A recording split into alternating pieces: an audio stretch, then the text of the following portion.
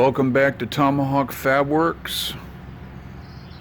I guess I'm gonna start a new series. I don't know how long it's gonna run because I got some work done already, but I'm remodeling my kitchen and I have the upper cabinets done already, and anything you see here was just done on those upper cabinets as far as the sanding and staining and polyurethaning, all that kind of junk. So I just pulled out the cabinet for the sink last night, and there is water damage from 1980 on to now. You got some stuff right here, and you got like these stringers. I don't know how well this is photographing because this strong sunlight I can't see the screen very well, but yeah, this stringer's off. This stringer's off on the bottom for the floor. This fiberboard stuff come loose. It's gonna have to be glued back, and so that's, you get the gist of the idea with the soaked in water on that fiberboard stuff. I'm going to be using this here JB Weld Wood Restore Liquid Hardener. I did this on a couple items on the upper cabinets just to make some screw hole connections a little bit stronger. Basically, you brush this stuff on and it soaks into the wood and it makes it a hell of a lot stronger. It's like liquid glue, kind of like soaks down into the fibers and all that. And pretty much that's what it's for. Just sand off all that damage there. And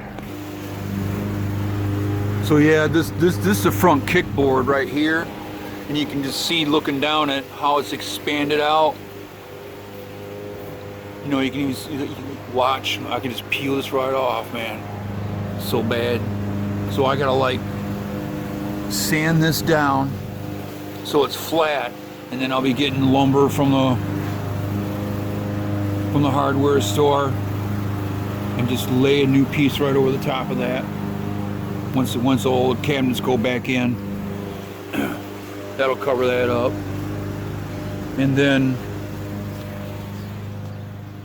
so I'm pretty much done for today, because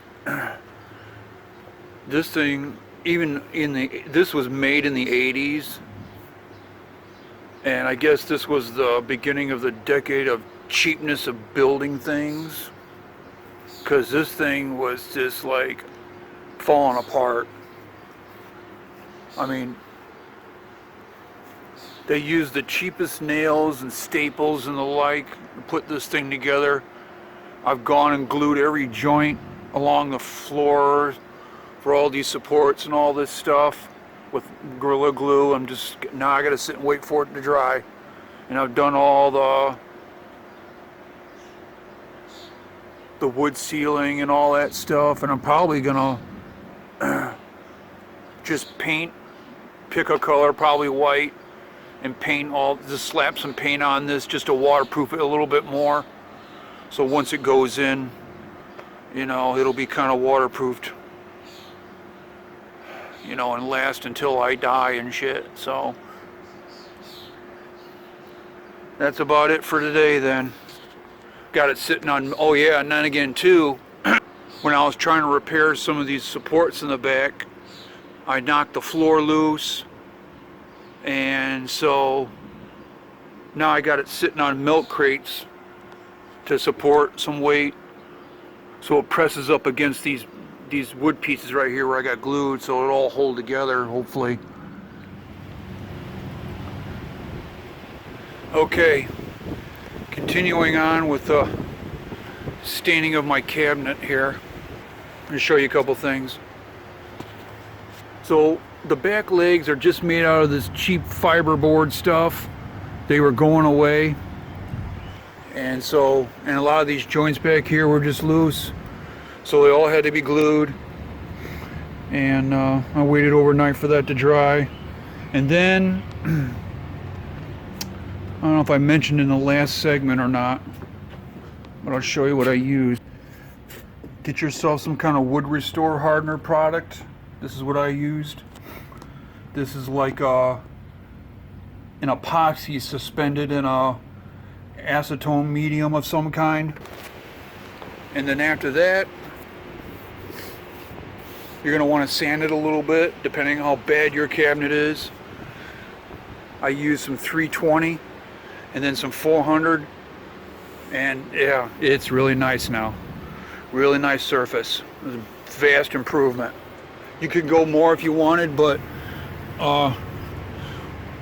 you're gonna sand or use some scratch pads in between your staining coats, so that'll smooth out the surface anyway.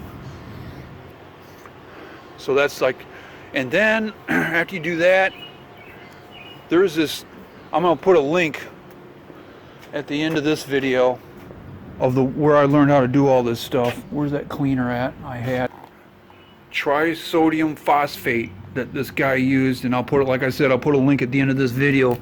It's 45 minutes long of how this is where I kind of like learned how to do this.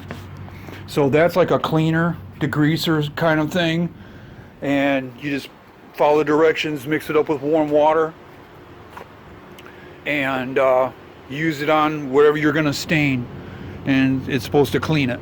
So that's what I did. And then after that, clean warm water, wipe off the residue, and so now we're basically ready to stain. And I'll show you what I'm using there. The brand I'm using, which I did some research to find the best stuff on the market right now, is this here General Finishes Gel Stain Oil Base. You can like check out reviews, all that kind of stuff, and we'll open up a can right now because I'm going to be using it, and I got to stir it up a little bit. All right.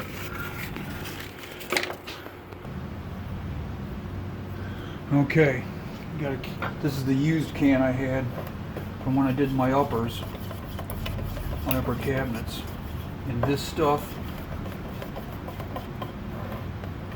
is like chocolate pudding. It is so smooth looking. Other brands like Minwax and other ones that I saw on the internet, they're good products, but they require a lot of stirring and blending and just, yeah, there's a lot more extra work. When I opened these up for the first time, it was just about like this. You know, it was like, you can see, man, it's like pudding. I got the camera angle right? Okay. But yeah, if you can tell on the camera, man, it's just like, it's like chocolate.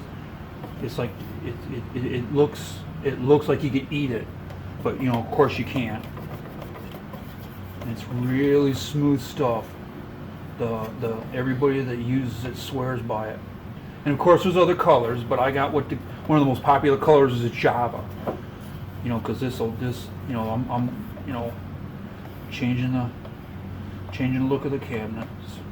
So I'm going with this. So yeah, you just stir this up a little bit, make sure the thinners and all the other mediums are all mixed together like that, and it's ready to go. That's it. And this is also a good experiment too, because I left this out in the garage over the winter, so it held up over the freezing temperatures for a year, and it looks exactly the same was when it was brand new when I opened up the can. So now the best way to apply this would be with a foam brush, but yeah, guess what? I don't have any. I got some chip brushes, which work okay. We're outside. It's a beautiful warm day. A little bit more. There we go. And I'm gonna start putting this on the side. And this is the side with that paper on it.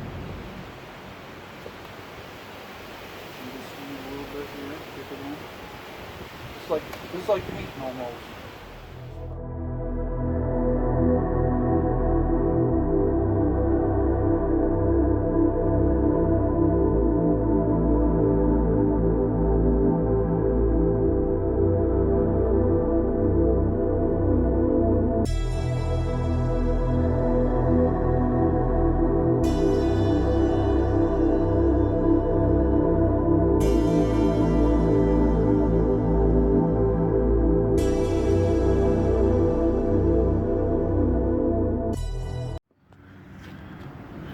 Okay, I got the one side done. This sun's so bright out here, I don't even know what you can see. But I've done all I can do. I did the floor, did some trim on top with the chip brush, but to do the front where it's supposed to look real nice, I'm going to stop and get the foam brushes because it's just the best way to go. So I'm going to do that and finish it off. Then you'll be able to see like the first coat on it. And it's like 90 degrees out here now. And that stuff's it's starting to get tacky and dry already. But still, you gotta wait like 24 hours to be the best way to go before you do any sanding or scratch pad leveling out on it before you put your second coat on. So that's where we're at right now. Thanks for stopping by. Please like and subscribe.